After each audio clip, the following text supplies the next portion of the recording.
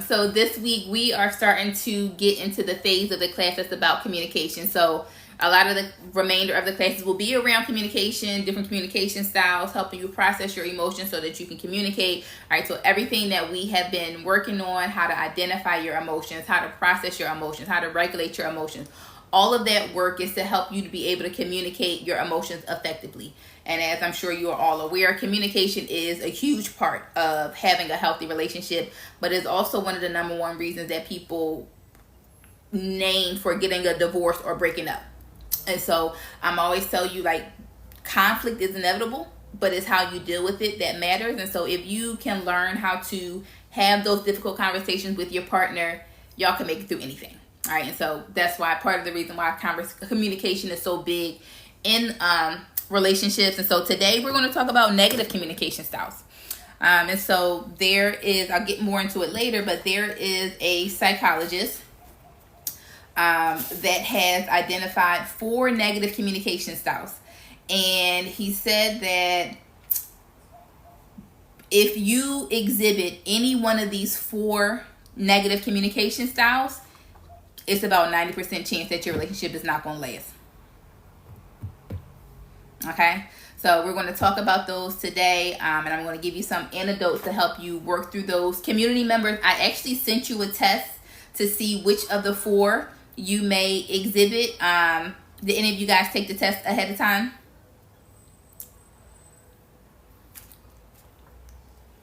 If not, I'll just describe it and then you guys can go back and take the test later. So let me start with the reflection question for this week. So when somebody brings something up to you or addresses your behavior, how do you typically respond?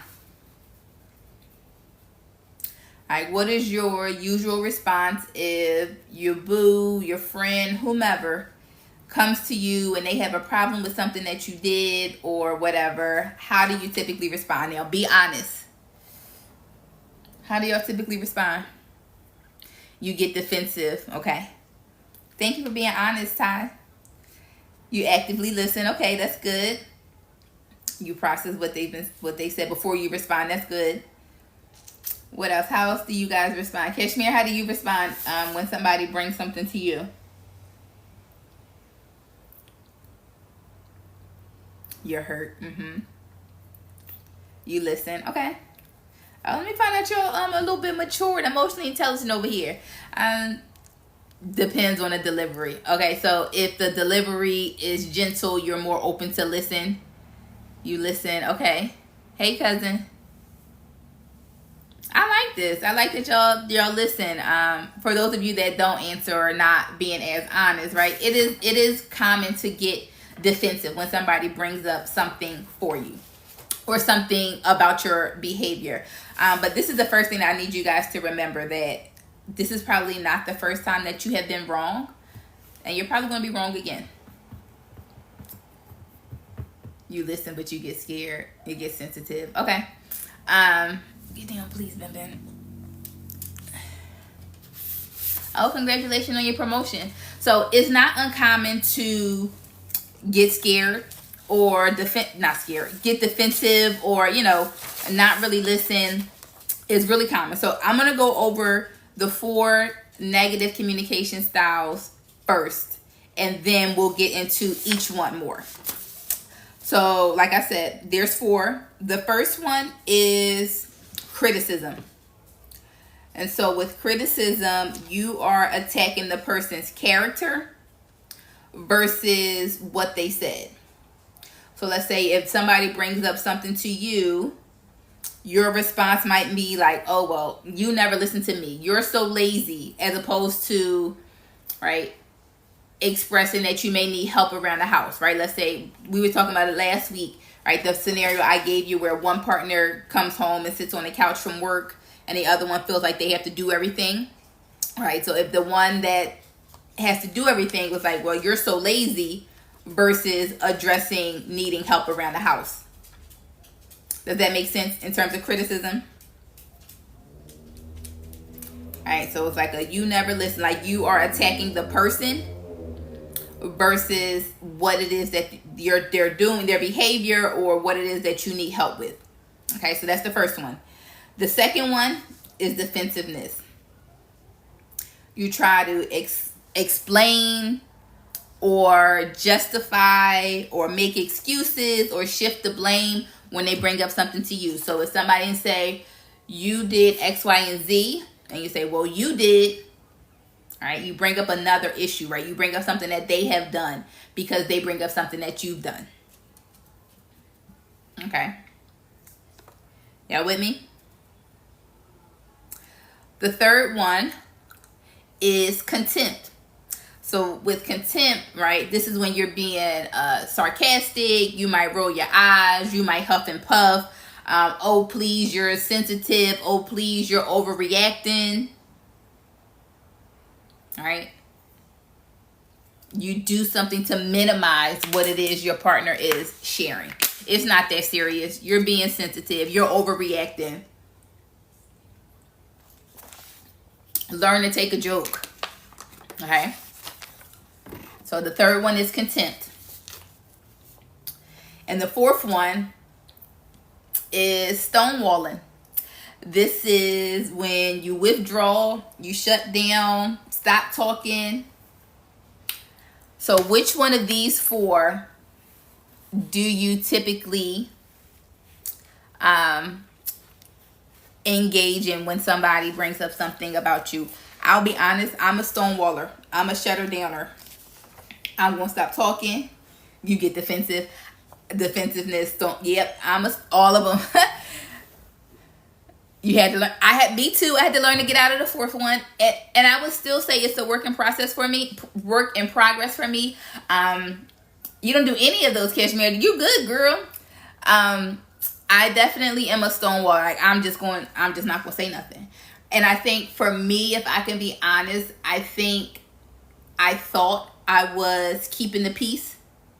Right? I don't want to be a headache. I don't argue. Right? I don't want to bring up any issues. I'm just going to stop talking. And I know that I've heard people say, right, they shut down, or they don't consider it shutting down. They just don't engage with the argument because they call it protecting their peace. But if we're honest, you're not protecting your peace. You're just avoiding the difficult conversations. And if you're going to have a healthy relationship, you got to be able to have those difficult conversations. So just shutting down is not keeping the peace. You're not avoiding conflict. You're just really just pushing it to the side. All right. I for sure am a stonewaller. I have gotten a lot better with it.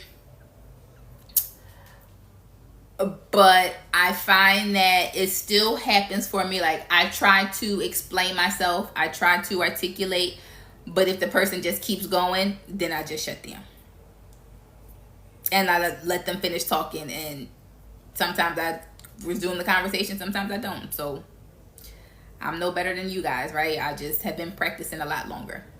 So based on the style that you feel like you identify with, can you think about why you do it? Like, what emotions are you really feeling?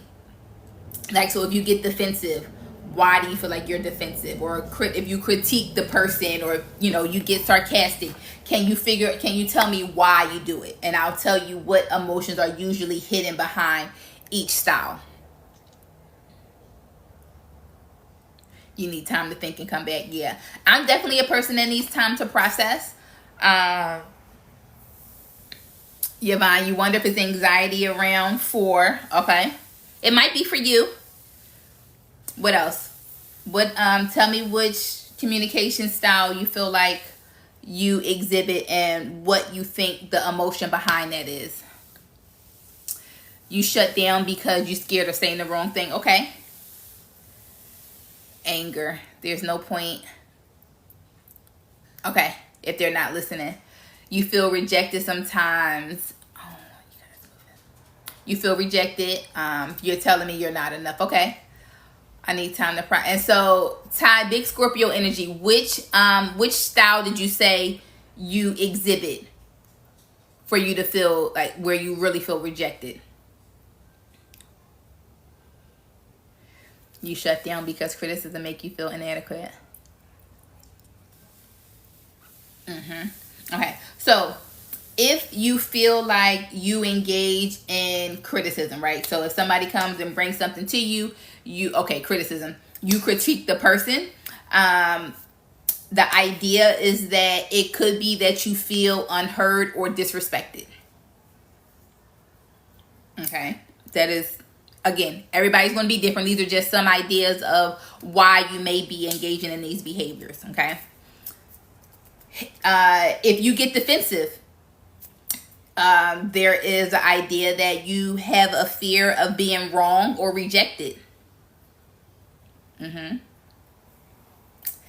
If you engage in contempt, meaning you get sarcastic, you may feel like you're superior to them, like kind of like a condescending thing, or you could feel resentful, like you're trying to mock them. And then if you engage in stonewalling, where you shut down emotionally, you might be feeling overwhelmed or triggered. For me, it's definitely an overwhelmed thing. Like, I actually feel it in my body. Like, when you start to pay more attention to your emotions, you will notice how they show up in your body. And for me, overwhelmed, like, it's like that's how I feel when I'm overwhelmed. And so I just shut down. Like, my brain just like, whatever. You shut down because you were taught children are to be seen and not heard. That is very common. Yep. Yes, you feel unheard. Yep. You stonewall because you're not being heard. You need time to think. And you feel like they're so closed-minded. Yep. All of these things are true. And so for those of you that said you feel triggered, can you identify like what past experiences triggered for you?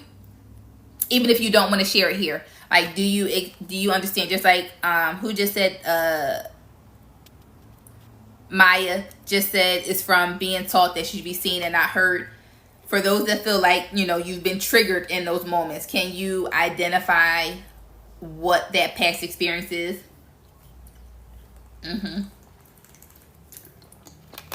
Your emotions being invalidated, being criticized as a child. Yep. Look at y'all learning and understanding your triggers. I'm proud of y'all. I'm really proud of y'all. So let's start with criticism and defensiveness, because I think those are maybe not the two most common, but they are common. So, and a lot of you said this, the real reason that criticism stings, right? The reason that we don't like it is that people often attach feedback to their self-worth. So somebody earlier, I don't remember who it was, said, right, you don't like criticism because you are afraid they're saying that you're not adequate, right? You're inadequate. Same thing, right? So when somebody is critiquing you, it can make you feel like you're not good enough, or it, whatever, diminishes your worth to them just in general.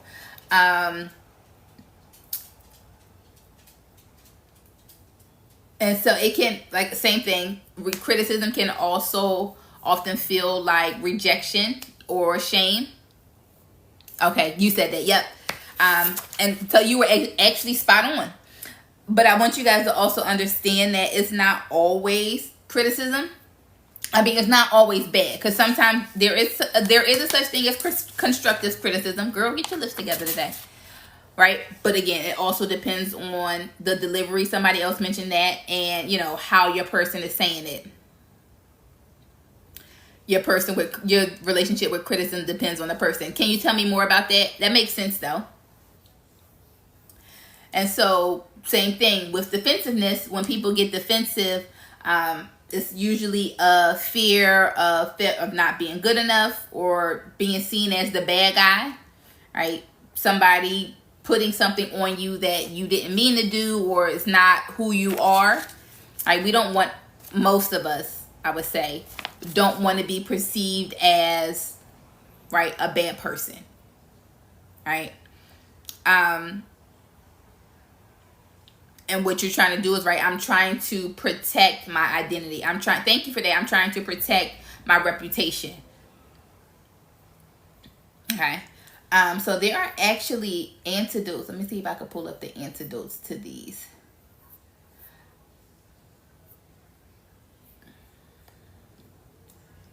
Let me see if my computer will work back here.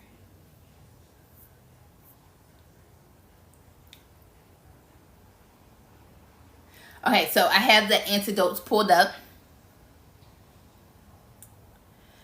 And so for those of you that engage in criticism, right? So verbally attacking personality or the character or just that person, instead of criticizing the person, you want to focus the conversation on either how you feel or, right, the person's actions rather than the person. So it's not that them sitting on a couch, you don't think that they're lazy, is that you feel overwhelmed by having to do so much in the house. All right, or like, are you stupid? That's criticizing the person. Okay. For contempt, right? So if you attack their sense of self-worth, or you intend to criticize them or hurt their feelings, instead, right, remind yourself of your partner's positive qualities. Right? So instead of trying to be condescending or seem superior, think about the good things that they do, right? Nobody is all bad. Well, I'm sure there's some people, but for the most part, the people that we engage with on the regular, they're not all bad. They may do bad things at times, but they're not going to be all bad. And so just remember that, right? You don't, like, the point of having these conversations is not to hurt the person, right? It's not to hit below the belt. Because I have helped people where we have worked through the issue that they were having, but because the person said some hurtful that they were having, but because the person said some hurtful they were feeling, I can't help you with that part, right? You can't unring a bell. And so you have to be careful about the things that you say when you are upset. Okay? Defensiveness. I will tell you this. If you get defensive, do not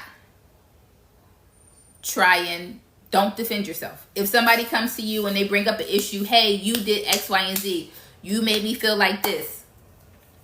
Do not defend yourself. I didn't mean to. I was just trying to. I didn't mean for it to. Because for one, right, we talked about this last week, it's dismissive, right? It minimizes their experience. It doesn't matter whether or not you meant to do it. You might not have meant the action. But whether you meant to or not, right, this person was still affected by something that you did. So explaining, it should not be your go-to.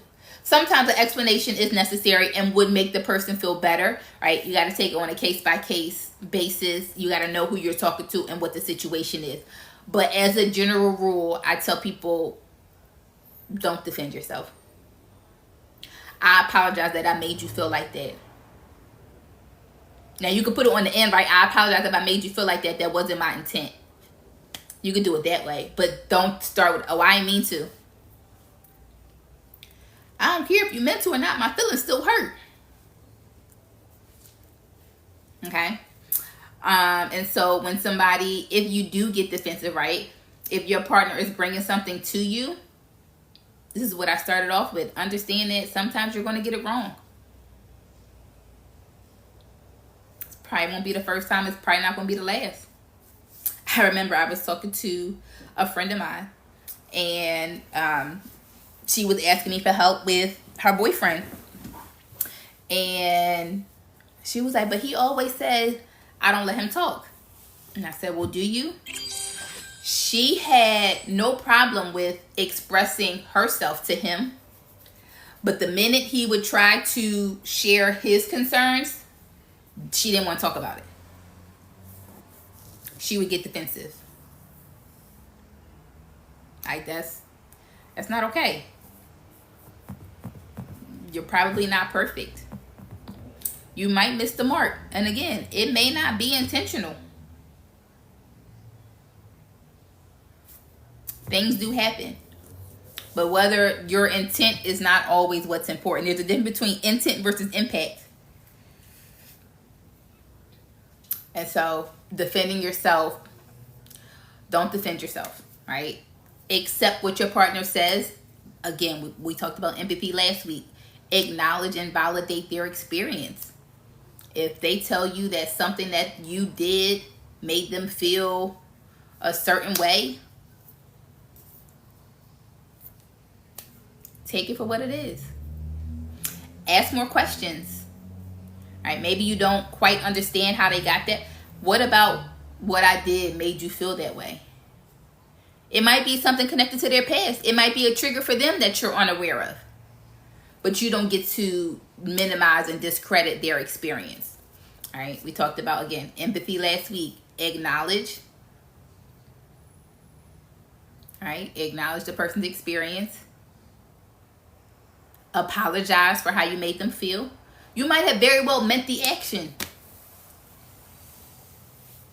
but you didn't intend for it to impact them the way that it did. All right, so when I meet people that are like, oh, I don't apologize, that's crazy. If I told you something that you did hurt my feelings and you're not going to apologize just because you meant the action, ooh, we got to reconsider some things. Okay.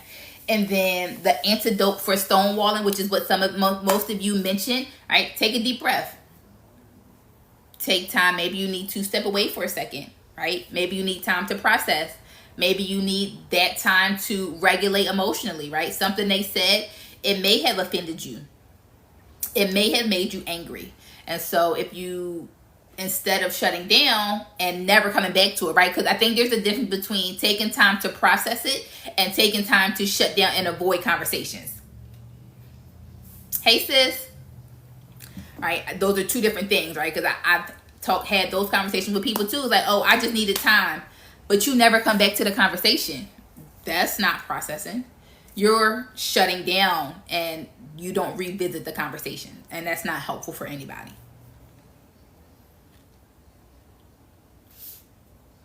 Okay. And so if you feel like, right, I think another communication tip that will help you with this stuff is if you get defensive, if you get, if you start criticizing or if you withdraw, when you and your partner are in a better space, I think one thing I would recommend is having a conversation about how you guys communicate. So it could be a situation where the person is starting their sentences with you. You did this. You did that. Anytime you start a sentence with you, somebody's going to get defensive. Like they're going to clench up. They may be able to relax themselves, but it's human nature to want to defend yourself. And so if you feel like that is what's happening, right, you may better receive what your person says depending on how they say it. And this goes both ways, right? And so I tell you guys this all the time. Start your sentences with I. Right? I felt like when you did X. Right? Instead of you. Because when you say you and say, well, you did too. Now you in a circle back and forth. And you never get to address the issue. But if you keep the focus on how you feel, I felt like this. It's not really anything for them to get defensive about. Okay. The other thing is don't generalize. Nobody always does anything. All right. So give specific examples, right? I felt overwhelmed when you didn't help me on Saturday after the family left.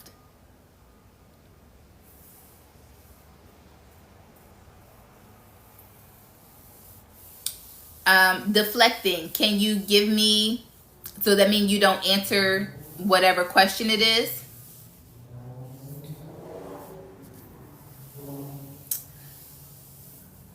So they can't tell you how to feel about something. So you said when you start the sentence, what I feel, and they say your feelings aren't reality. So it depends, right?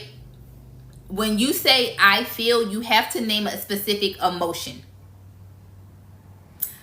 I felt anxious. I felt angry. I felt sad. I felt disappointed. You have to name a specific emotion. Right? One of the earlier classes, we talked about the difference between feelings and emotions. I know that they often use the words interchangeably, but they are two different things.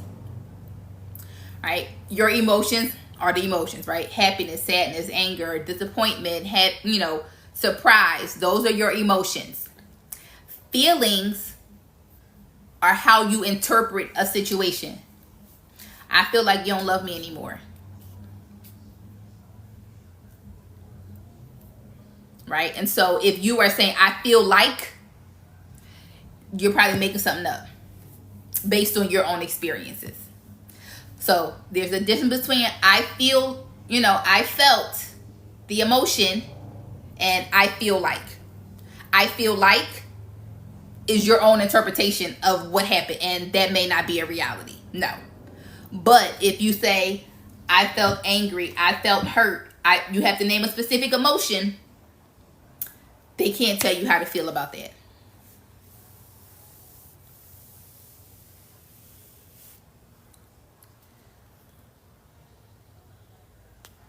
Does that make sense, Kia?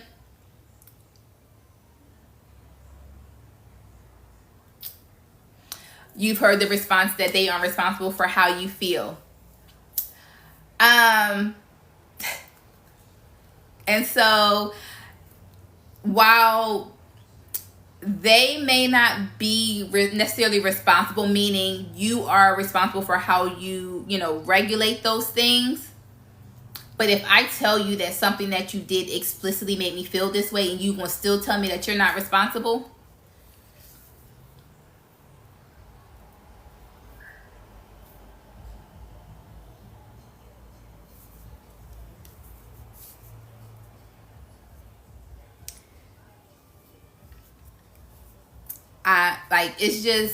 I just think there are some things that I don't even know how to,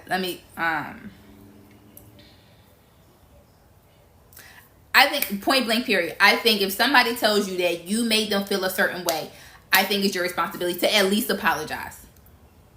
It may not be something for them to do to fix it. It may not. I just think if you're not willing to apologize after I told you something you did made me feel a certain way, a certain emotion, in my book, that makes you a bad person. Because why don't you care about how you made me feel?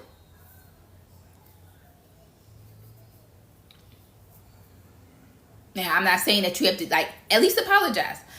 There may not be anything that they can do to make you feel better, but I think it's about, that's a good point, Kashmir. I think it's about accountability.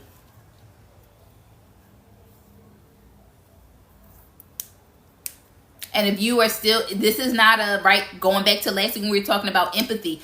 A lot of times when they say they're not responsible, it's because they don't understand why you feel that way. It doesn't matter if they understand. Right? Empathy is about taking time to see things from the other person's perspective. And so if I said it made me sad when you sung me happy birthday, I don't care what it is. As objectively it sounds ridiculous, if I said when y'all sung me happy birthday, it made me sad, y'all gotta understand that I was sad. It doesn't matter if you understand why I was sad. It doesn't matter if you would have been sad if you were in that situation. It does not matter. Empathy is about stepping to the shoes of that person and seeing things from their perspective. And so at the very least, I do expect the people that now, and it's not everybody, right? If the lady on the phone is rude to me and I work in customer service, no, I don't necessarily expect them to apologize. But my people, my partner, my friends, my circle, absolutely. I feel like if I feel close enough to bring it to your attention, you should apologize.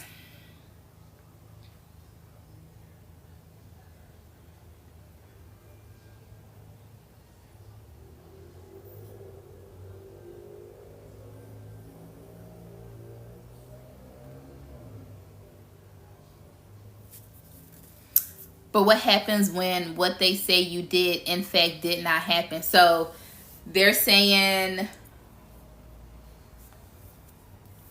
you ran over my foot with a car and like you literally was nowhere in the car. Is that what you mean on that? Like something like that blatant, like it's black or white, that it really did not happen?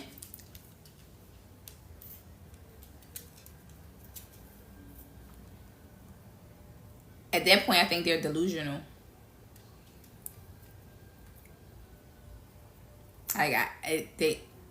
Because if I'm saying you slammed the door in my face and I know I didn't, I wasn't even in the house to slam the door in your face, but you insisting on it, I don't know how you, because at that point, I've been talking about this on Facebook. At this point, the person is lying. Like, you lie like a rug. I wrote the question on Facebook, like, how come we weren't allowed to call people liars growing up? Like, in court, we're not allowed to call people liars either. Like, it's frowned upon. But why? Some people do lie. They lie like a rug. But why weren't we allowed to call people liars? I don't know. It was just a question that popped in my head the other day. But if somebody is explicitly saying that you did something and you didn't, right? That's a good question, Cashmere. Like, growing up, we weren't allowed to call people liars. We had to be storytellers. You telling the story. No, you lying. You lie like a rug. Like, if I'm in court, like, and I have a witness on the stand, I'm not allowed to call that person a liar. Why? If they're lying, they're lying. But that's a side note. But I've been wondering that. So let's go back to how to share your grievances without placing blame, right? So we said starting your sentences with I, right? Focusing on how you feel, not generalizing like you always. Instead, you want to make sure that you are giving a specific example. So you never helped me around the house, because what they're going to do is, yes, I do. I helped you last month. Now the conversation doesn't go anywhere. Right? You want to be specific, right? I felt overwhelmed when you didn't help me clean up on Saturday after the family left.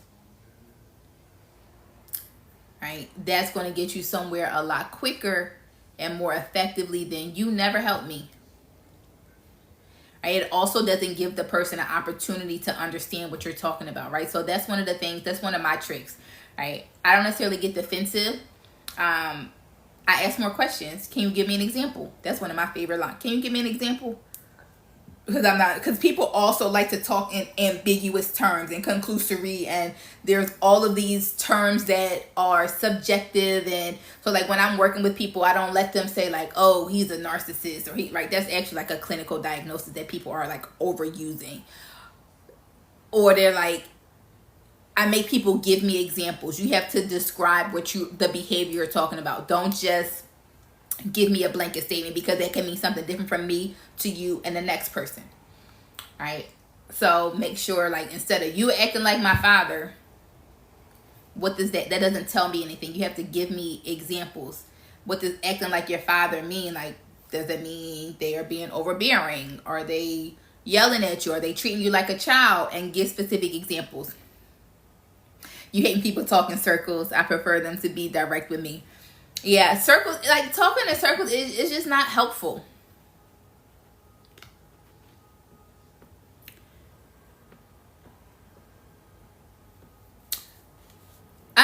So will repeating the question back to them help?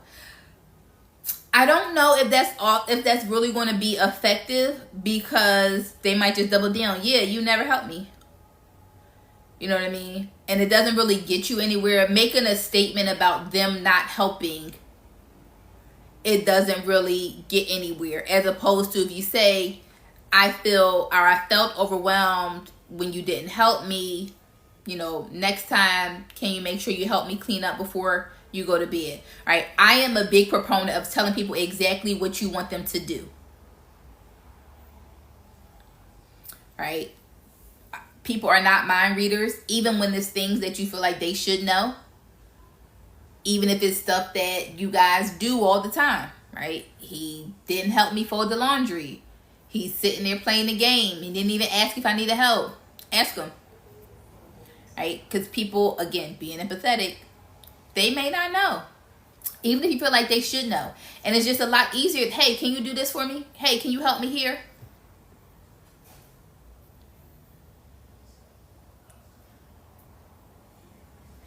So here's the scenario. He takes gifts from women even though I ask him not to. Takes 1 week to address it. Okay, and what's your question about that scenario? I am the T. What's your question? What you need help with?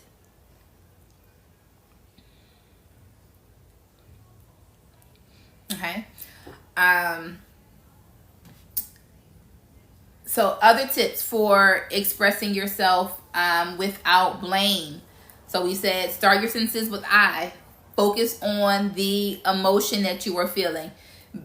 Don't generalize. Give them the specific instance that you are talking about. Another one, address one issue at a time.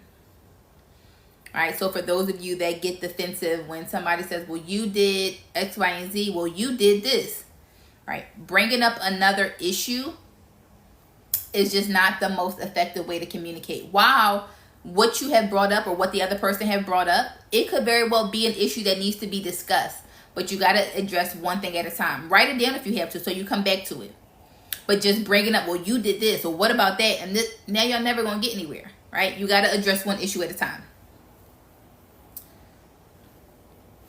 We talked about this earlier when we were talking about criticism. Address the behavior, not the person's character. Right? They're not lazy. You need them to, they're not helping you clean up around the house. Right? So focus on that. They're not helping you. That's what you need help with, as opposed to calling them lazy.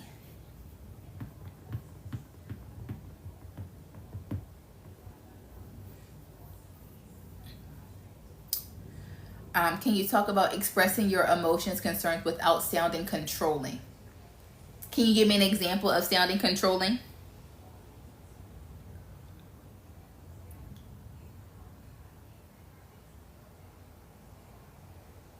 Yeah, addressing the behavior and not the character, right? Again, when somebody feels attacked, they're going to want to put the gloves on. And you don't want your person to clam up and get defensive. It's a lot. You can't have productive conversations when either of you feel like you are in a state of fighting. Right? One of the things that I work with a lot when I'm like working with people, take the gloves off. This is supposed to be a safe space. It's supposed to be somebody that you love. Y'all got to take the gloves off. You should not have to feel like you got to have your gloves on when you're talking to your person. And, you know, sometimes I understand why you have them on, right? Depending on, right, if the person acknowledges how you feel, if they always have something smart to say. Like, I get it. There are several reasons why you feel like you have to have your gloves on. But I encourage you to figure out, how do you take your gloves off? What are the things that your partner is doing to make you feel like you got to always be in fight mode? How do you take them off? Because you can have more productive conversations when you are at ease, when you don't feel attacked, right? And you can really just get to the issue.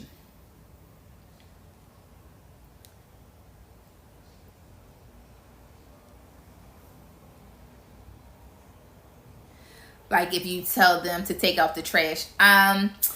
The first thing that comes to mind is to ask rather than tell them what to do. Hey babe, can you take the trash out for me?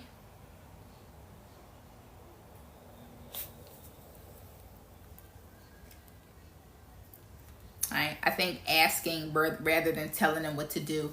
I think that is, that's the first thing that comes to mind. And here's the other thing, like when you are asking somebody to do something for you around the house or whatever, if you want it done by a certain time, make sure you specify. Don't just say, oh, can you take the trash out when you get a second, and be upset when the second is next week. You got to be specific. All right. And this is something that I guess maybe I've learned, you know, from being a lawyer. You got to tell people exactly what you want. If you want them to take the trash out right now, ask them, can they take the trash out right now? The other thing to remember, or that I talk about a lot, is if you're going to ask somebody to do something, you can't be upset that they don't do it the way that you want it done. Right? If you're delegating a task, you can't then be in control. For those of you that have control issues, you can't then be in control and want to dictate how it gets done. If it needs to be done a certain way, you got to do it yourself. So is it more important that it gets done, or that it gets done the way that you want it to be done?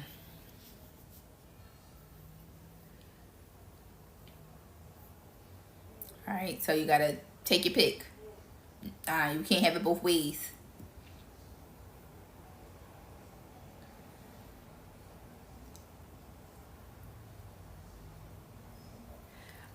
Your favorite girl, but what happens when you're direct and ask appropriately, but there's no follow through?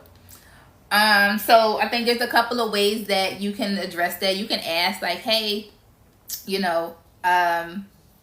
mentioned that you were going to take the trash out for me, but you didn't.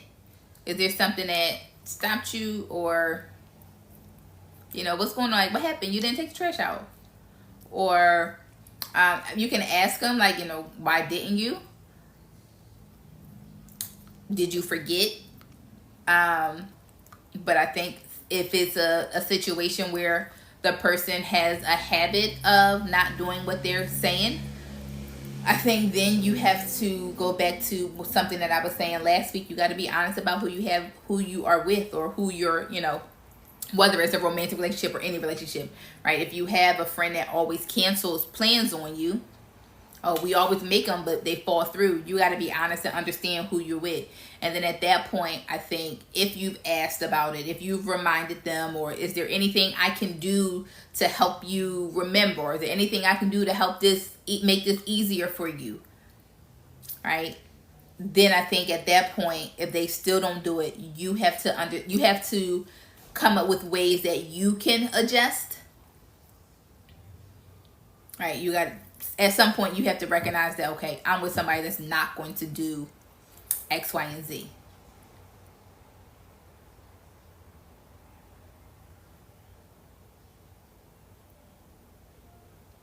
Offering a compromise, that's another way, right?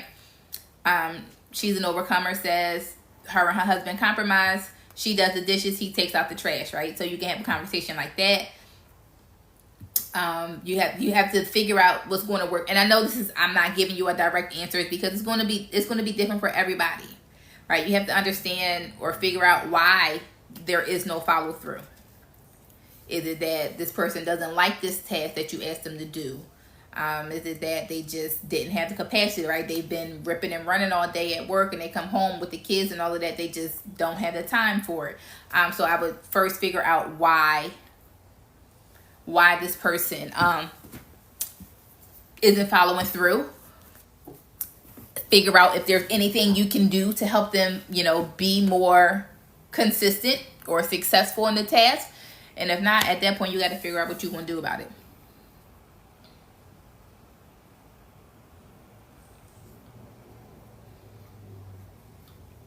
It's related to health. Okay. Let me go back up real quick. And is it related to that person's health? Like something that they need to... Like, so I'm just going to throw something out there. Let's say yes, okay. So let's say the doctor says they need to stop smoking, and they aren't like following their orders. Okay. Perfect. So yeah, at that point, you got to take a step back. You've done what you can do. The person is an adult. We talked about this last week too in terms of empathy, right? Accepting the person that's in front of you. You can't want more for people than they want for themselves. You're going to tire yourself out. That is a very difficult place to be in, right? And I think that's a lesson that I've had to learn, even with friends, right? I used to want so much more for people, and I would be fighting for them, and I would be helping, but they don't hold up their end of it. And I got tired of doing it. I got burnt out, right? I got rid of my expectations for people. That's your problem also. Yeah, I got tired. Like, I was trying to drag people with me. Like, oh, I'm making moves. I'm da-da-da-da-da. Of course you want your people to go with you. You want your partner to be successful too. But when you want something more than they want for themselves, it becomes hard. But I've learned that I'm here to support. I'm here to support.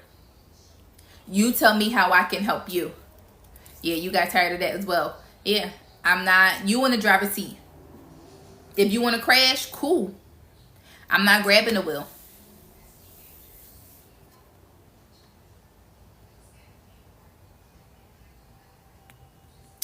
How do you get over guilt when you don't follow through? I think I would first ask, why didn't you follow through?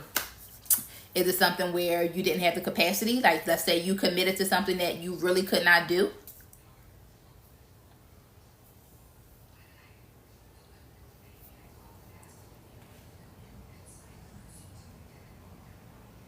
Lacking fatigue. So you're human. You only do what you can do, right? And so I think in that situation, you have to be more honest about what it is you can do. One sign of a lack of emotional intelligence is overextending yourself. Saying yes to so many people because you don't want somebody to be disappointed. You feel like you are the only person that can help, and without you, things are going to fall through the cracks. And I'm only smiling because this was me. I am a reformed people pleaser. I am reformed. When I first moved to DC, because I went to law school in North Carolina, so I went from Philly to North Carolina, from North Carolina to DC, and so now I was closer. I used to come home like every weekend when I first moved to DC. Now because I'm closer, right? I was 8 hours away in North Carolina. Now I was in DC. I'm only 2.5 hours away. So every birthday party, baby shower, I'm near. Until even when I didn't really feel like it, right? That's still a 2.5 hour drive after working all week. And I remember this happened more than once. I was at work and I felt so sick. I'm like, I gotta leave, y'all. I gotta go to the doctors. I don't know what's wrong with me, but something is really wrong. I went to the doctors. They do all types of tests. The doctor came back in and said, girl, go to sleep. I said, excuse me? She said, go to sleep. You tired. Ain't nothing wrong with you. And then I started saying no, like when I didn't want to do something. And the first time I told somebody, no, I'm not coming to Philly, guess what they said? Okay. I was so offended. Like, you could do it without me, right? An overinflated sense of self. They didn't need me, right? And that's when I started acknowledging, like, I can only do but so much. And if I don't really want to do nothing, I'm not doing it.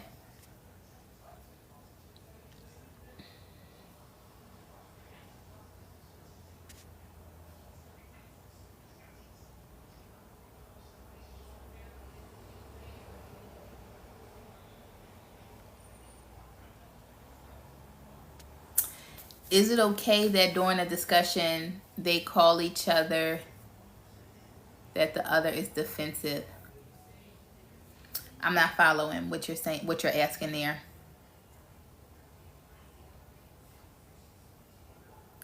I'm sorry, Love Jane. I'm just saying, we're here to get better. I done got off topic with my notes. Receiving feedback without shutting down. We kind of went over these already, right? Instead of shutting down, or maybe you do need to just pause instead of shutting down. I think shutting down is about shutting down and avoiding the conversation. We don't want to do that. You can pause. You can tell them, hey, I need a second. Right? I need time to process what we have going on. Or, right, if they're saying, you did X, Y, and Z, or you made me feel like, right, I told you my favorite thing is, can you help me understand? Can you give me an example of that? Right? Because sometimes people, the way that they describe things is hard for you to understand. And if I don't understand what you're saying I did, I won't know how to fix it.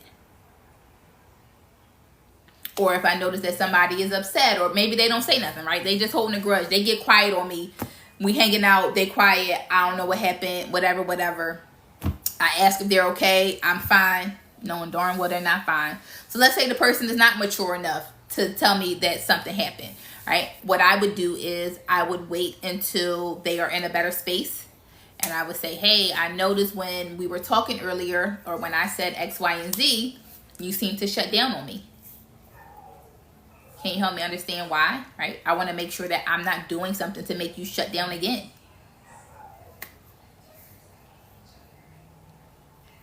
Shutting down keeps you from crashing out sometimes. And that's cool, right? If that's what you feel like you need to do in terms of, right, we've been talking about regulating your emotions. But just make sure that if you need to return to the conversation, you do, right? Don't just shut down and ignore what the person has going on.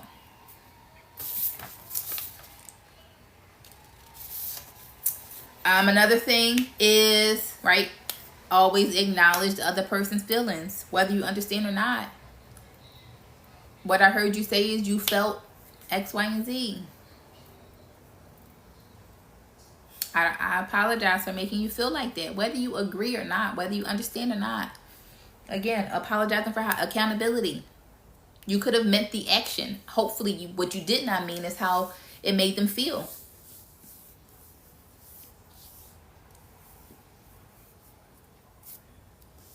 All right. Moving on to stonewalling. I told y'all I'm a stonewaller. I'm working on it. I'm a lot better. Right. So stonewalling is when you shut down emotionally.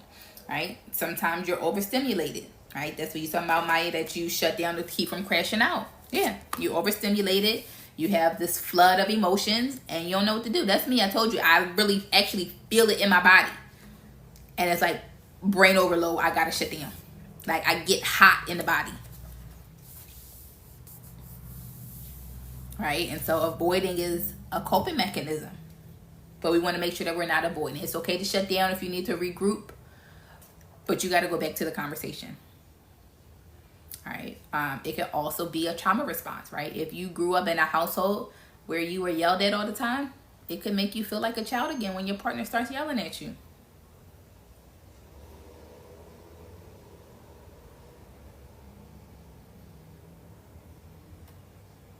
Right? So this is how sometimes when people say, oh, I'm protecting my peace, I'm putting boundaries in place, it's not. You're still avoiding the conversation.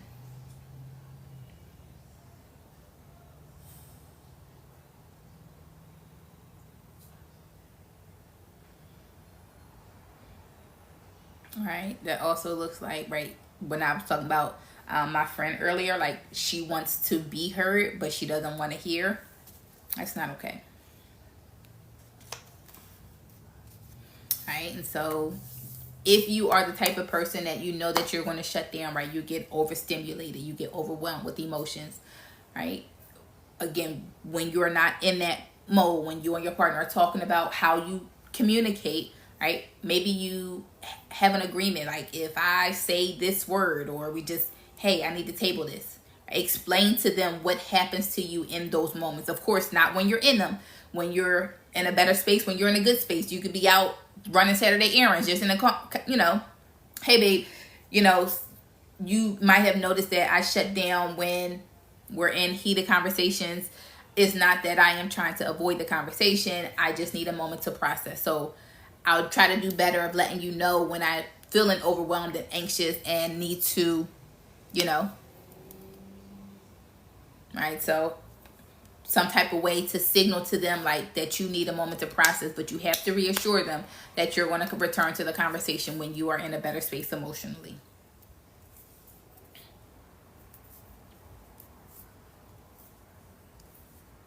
All right, you're about pausing and not shutting down. Those are like some of my favorite conversations. Like when we talk about how to talk, right? Like I believe everybody should have like a communication game plan. What happened? It always does this as if I'm not talking to y'all. Right? You should have a communication game plan. You should understand how both of you guys communicate.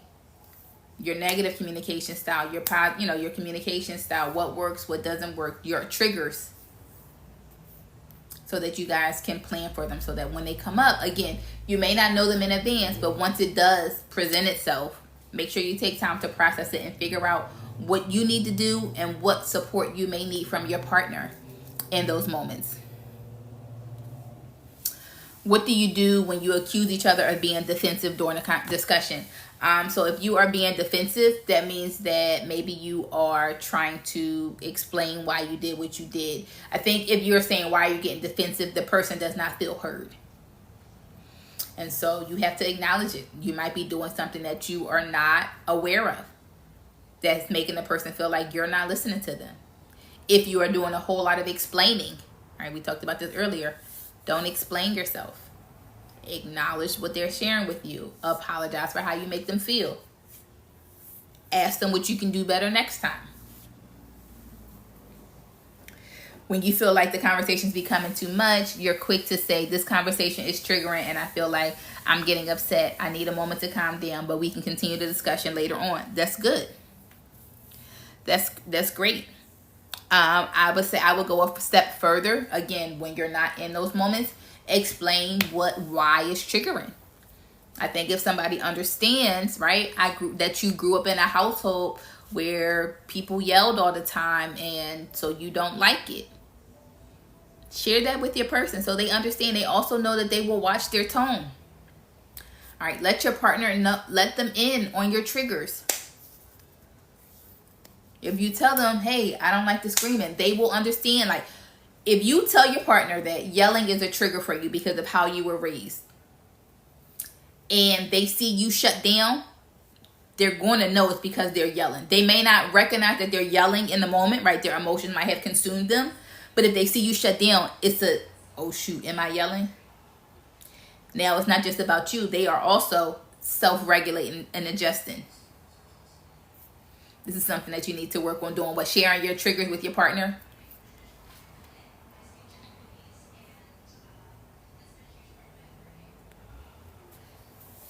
I agree, these conversations are important. That's why I'm here until May 30th. And then after May 30th, that will be our last class or last week. I don't know what day of the week the 30th is. And then if you want to continue, you'll have to join the membership community. So that is, let me see if I have anything else in my outline for today. We talked about, the 4 different types of negative communication styles. So criticism, defensiveness, contempt, and stonewalling. What emotions those styles are really hiding and kind of what to do instead.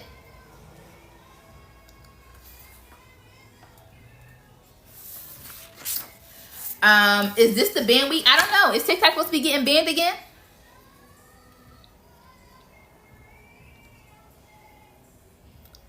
I don't know. Is it?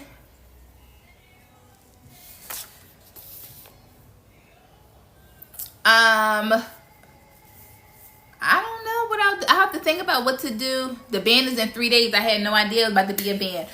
So what I would say is I'll have to think about that, but make sure you are on the email list. If you're on the email list for this class, I do have a YouTube. I've never gone live on YouTube before though. If you make sure you're on the email list, and I'll make sure to, it was on the news this morning. I don't watch the news because I feel like it's sad and depressing. Make sure you're on the email list. The link is in my bio, and I will make sure that you guys know where I moved to. Yeah,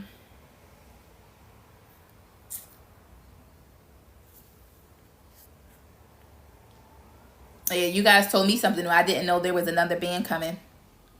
How do you make a safe space for your partner if you shut down and stonewall? One, I would explain to them what happens when you shut down. That's one, so that they understand that you are not just trying to avoid the conversation. 2, when you're in those moments, like when you feel like you have to shut down, communicate that to them.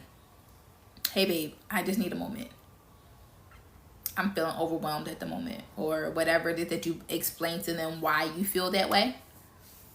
Communicate that. I hear what you said. I apologize for whatever, but you just gave me a whole lot to chew on. I need a second. So I think 1, having that conversation in advance, but 2, when you're in that moment, Still acknowledge how they are feeling.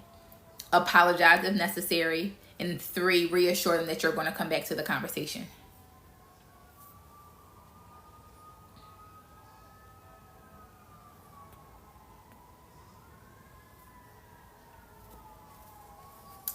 Oh, that would make me miserable, Love Jan. I can't watch the news.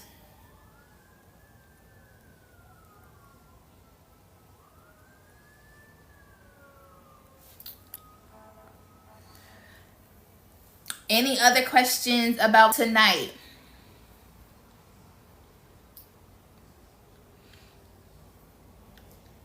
Any other questions about negative communication styles? How to communicate yourself without blame?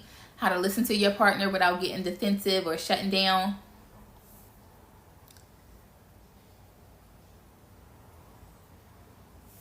You are welcome. And so if you guys don't have any other questions, this replay will be on YouTube. I am just trying to figure out. So I've been having an issue with my editing platform, which is why it's been taking me longer to upload the replays. Hopefully it's fixed. But if not, just again, make sure that you are on the email list, and you will get an email once the replay is available. Any other, even if not just for tonight, moving forward, you know, I like to make sure that the classes are tailored specifically to you guys. What other topics are you interested in? I have so far, I want to do a class about boundaries. I want to do a class for emotional intelligence for parents. I want to do a class, emotional intelligence for men. I'm definitely going to do some more around communication. But are there any like specific things about communication or emotional intelligence or emotions that you want to make sure that parents, yeah, I definitely want to do a parents class.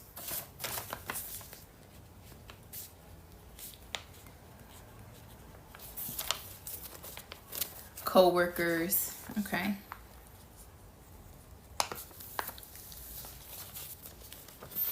Grief, boundaries, okay. And specifically at work too. Grief.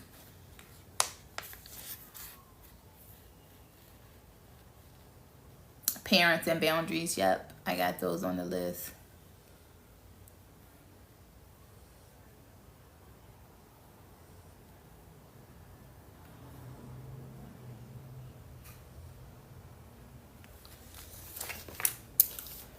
Did I miss? You can come to them later and apologize and tell them, but they say, "Oh, I don't care." Are you mean like they don't care about your explanation as to why you did something? What don't they care about?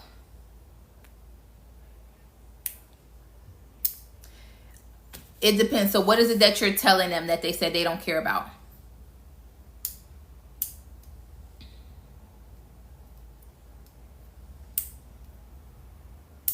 The apology and the so it depends. It depends, right? So with that information, without more, maybe they feel like the apology should have been sooner, or they wanted to talk sooner. There is a reason that they're not receiving what you have to say, but I would want to figure that part out. Like, why don't you care anymore? You would have to ask them that, and then kind of go from there. Like, maybe it's so they felt like you should have been apologized, or you know, the explanation. Sometimes I don't really care about explanations either, because they just don't make me feel better. I don't care why you did something. It is what it is, type of thing. So I'm not one that care for explanations, but an apology I do at least acknowledge, right? But you would have to ask them why they're not receiving what you had to say. And if it's a defense, like you're trying to explain it away, if you're explaining away something that you did, that I could see that being, right, defensiveness. Like I don't care why, like I still feel how I feel. Okay, any other questions before I hop out of here? Nope. Okay. So again, I will put this on YouTube. Make sure that you are on the email list. You will get notified when it's available. Also, make sure you are on the email list. I did not know the ban was pending again. So make sure you're on there so that you can be notified of where we move the class to. And if you don't have anything else, I will see you guys. Have a good night.